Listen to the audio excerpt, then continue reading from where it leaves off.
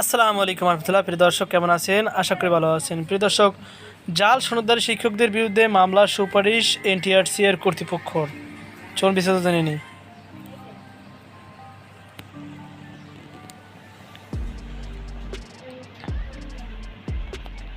প্রিয় দর্শক, গাজীপুরের কাপাসিয়া সিনিয়র আলিম মাদ্রাসার তথ্য ও যোগাযোগ প্রযুক্তির বিষয়ে সহকারী শিক্ষক ইসমেতারা শিক্ষক নিবন্ধন সনদ জাল হওয়ায় তার বিরুদ্ধে মামলা সুপারিশ করা হয়েছে। একই সাথে ইসমেতারার বেতন ভাতা ফেরত নেওয়ারও সুপারিশ করা হয়েছে।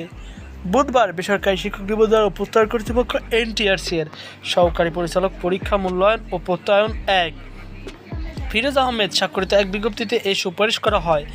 বিজ্ঞপ্তিতে বলা হয়েছে, কাপাসিয়া সিনিয়র আলিম মাদ্রাসার অধ্যক্ষের পাঠানো চিঠির প্রেক্ষিতে সহকারী শিক্ষক তথ্য যোগাযোগ প্রযুক্তি ইসমেতারার 2014 সালে দশম শিক্ষক নিবন্ধন পরীক্ষার 3-1-3-2-9-6-8-9 রোল নম্বরে সম্বলিত শিক্ষক নিবন্ধন প্রত্যয়নপত্রটি যাচাই শেষে রেকর্ডপত্র দৃষ্টে জাল অথবা ভুয়া মর্মে প্রমাণিত হয়েছে। এতে আরও বলা হয়, সহকারী শিক্ষক ইসমেতারার ইন্ডেক্স নম্বর M003646 এর এমপিও বাতিল সহ প্রয়োজনীয় কার্যক্রম সার্টিফিকেট মামলা দায়ের মাধ্যমে গৃহীত অর্থ আদায় ও দুর্নীতির দায়ে মামলা দায়ের গ্রহণের জন্য নির্দেশক্রমে অনুরোধ করা হলো। তো প্রিয় দর্শক, এই ছিল আমাদের সর্বশেষ আপডেট।